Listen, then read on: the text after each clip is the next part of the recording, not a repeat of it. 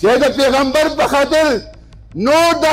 سواد خلک دا ډرامې نشي برداشت کولی. په افغانستان کې انټرکانټ کې د دهشتګردو سره مذاکرات وکړو، هغو ته سور کارپټونه د هوټل مخې ته واچول چې شل کاله زما خویندو خپل خاوندان ونیلو، زما میندو خپل بچي ونیلو. ښه ډېر راته وګورئ کیدای شي سبا نه یم. اليوم اکملت لکم دینکم واتممت علیکم نعمتی ورضیت لکم الاسلام دینا. صدق الله العلی العظیم وصدق رسوله النبی الکریم. د ټولو نه وړاندې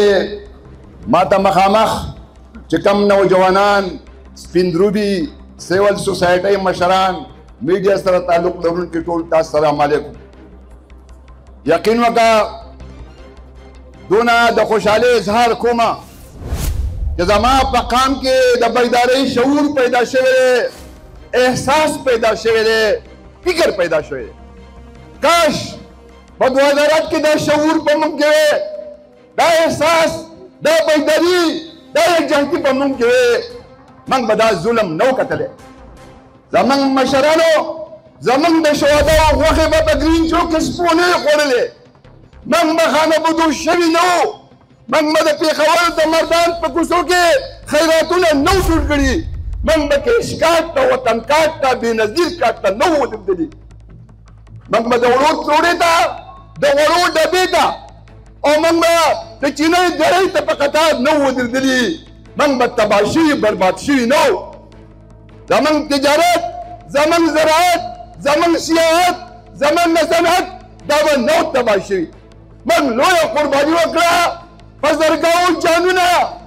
د شهداو موږ ورکړو، په دې ملک کې د قانون د حکمرانۍ دپاره او د علیم د بالادستۍ دپاره. څه وشو؟ دا وشو. موږ رالو، موږ وی اپریشن وشو، امن راغی، انصاف به د قانون حکمرانی به د عین بالادستی به. خو نه پوهېږم چې په هغې تحقیق نه وشی چې د 2008 نه دا طالبان څنګه را پیدا شو، دهشتګرد څنګه را پیدا شو. دا دهشتګرد دا څه د مشرقي پاکستان شانته سیلاب نه و راغلی چې د بنګال ښار یې ډوب کړی و. دا دهشتګرد د جاپان شانته زلزلې نه وې راغلې چې ټول بلډینګونه یې ورته وکړي وو. دا مصنوعي جنګ و، دا پروجیکټ و، دا منصوبه وه. او که چېرې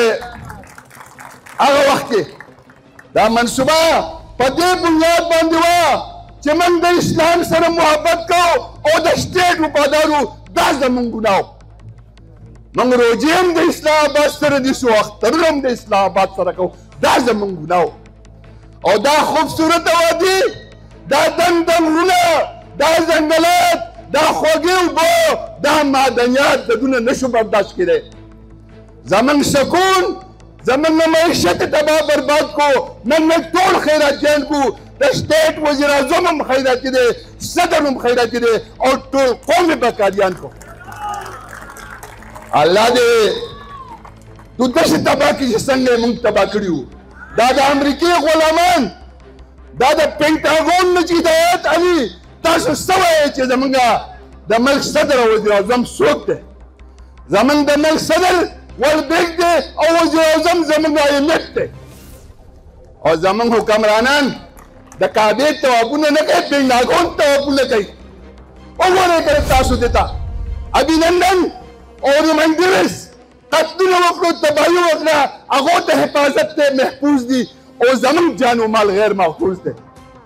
دا پیر صدیقي دپاره هېڅ چا اواز پورته نه کړو. د ظلم حد دی، د خدای په قرآن چې د قیامت علامات دي، خو د اسرافیل علیه السلام شپېلۍ ته انتظار دی. زه د خور دا خبرې چې وایم،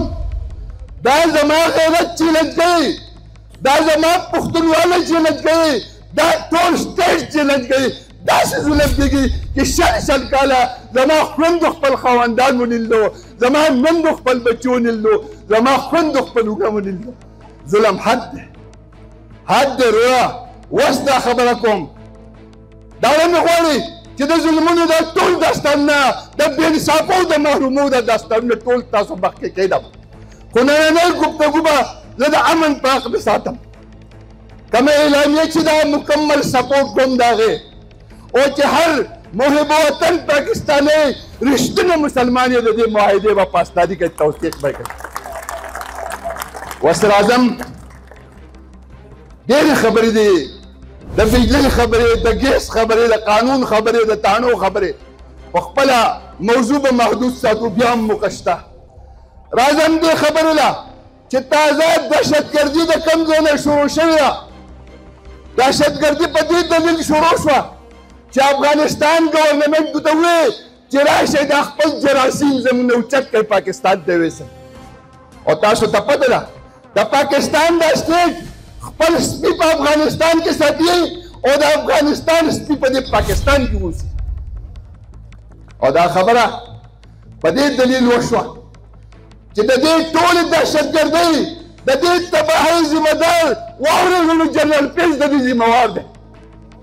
جنرال پیس لاړ په افغانستان کې انټرکانټ کې د دهشتګردو سره مذاکرات وکړو هغو ته سور کارپېټونه د هوټل مخې ته واچول او په سوونو ګډانې ونه حلال کړو او پلنګارن ورجې ونه پخې کړې آیا زما علاقه یې برباده کړې ده زما صنعت تجارت زراعت هر څه یې تباه کړي دي زما خویندې شهیدانې شوي دي مشران د وینو نذرانې ورکړي جنرال پیس ته دا اختیار چا ورکړی چې ته دهشتګردو سره مذاکرات کوه او بیا هغه دهشتګرد دی په C-130 فوجي جهاز کې راواخیستو د کابل د ښار نه راوچت کړو په اسلام آباد کې کوز کړو ورونو واورئ دا خبرې حقیقت واورئ او دقه اسلام آباد نه په مختلفو ګاډو کې دغه دهشتګرد واچول او ما ته په بنجوټ کې کوز کړو ما ته په ایلب کې کوز کړو ما ته په روډیا کې کوز کړو شور ګټ کې کوز کړو بیا منډل ډاک کې کوز کړو دا خبرې سپوټې دي دا د میلیونونه په سفر په عالم ناست دي باینې ورته معلوم دي د پلان نوم ونه ورځي قوم ونه ورځي سکونت ورته معلوم دی خو زه اخر کې دا خبره کوم چې د پیغمبر په خاطر نور د سواد خلک دا ډرامې نشي برداشت کولی د 2008 د تاسو کوم شوټینګونه وکړو کوم فلم سازي وکړه ټول قوم په دې خبره پوه دی چې فنکار یې څوک دی اداکار یې څوک دی آرټسټ یې څوک دی پروډیوسر یې څوک دی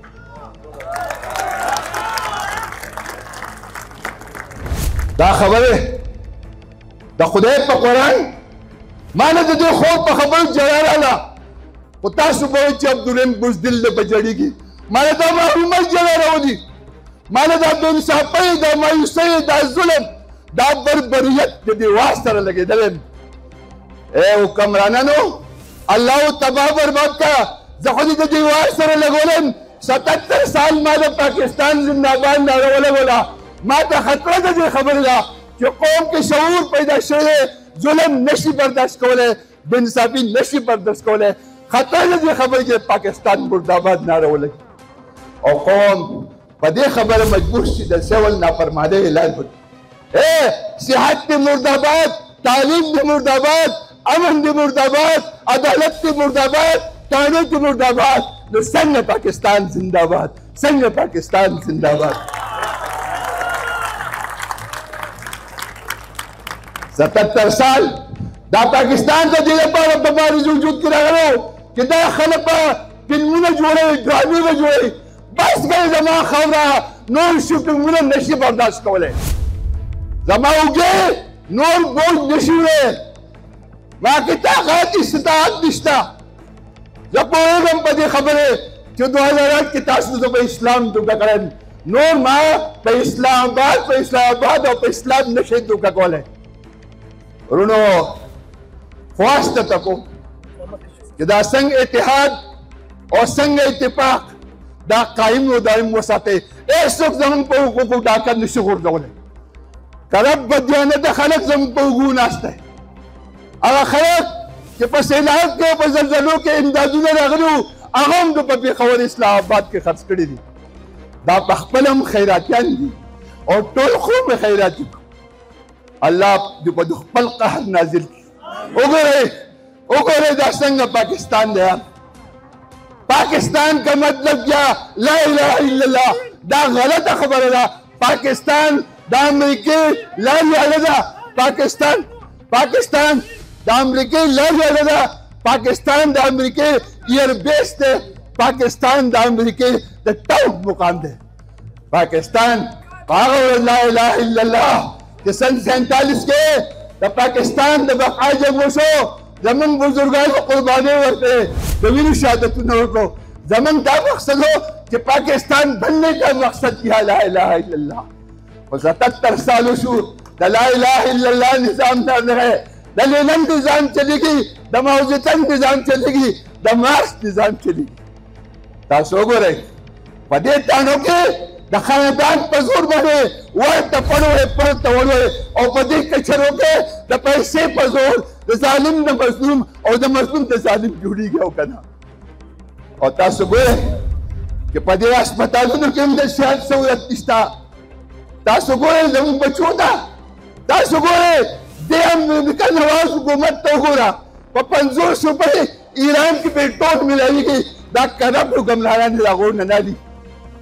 और पर 260 रुपए मैंने चिकम दे कौम लवर थी दावले अमेरिका खपकेगी। अमेरिका दे हिंदुस्तान में न खपकेगी कि दे ईरान न केगी 55 रुपए लीटर वर कहे पर वो तक के माने पर बांग्लादेश के वर कहे और स्थान खपकेगी दा अमेरिका पे इशारों जमन हुक्मरानान बेटीगी। बहरहाल यो पेरा ख्वास को दारम गोरी तेरा रवान से द टोल रुतंदी में खोलते रावानी इधर टोल पखपक में होते और द आजमत द जुरात गैरत हिम्मत हम आहंगीता और गैरत द सलाम पेश को देने मेरा बानी आखिर के दा खबर को हक वयम द मरगुल सौदागर रहा बसी गर्जी खजिल रात गोरे के देश सभा नहीं मां।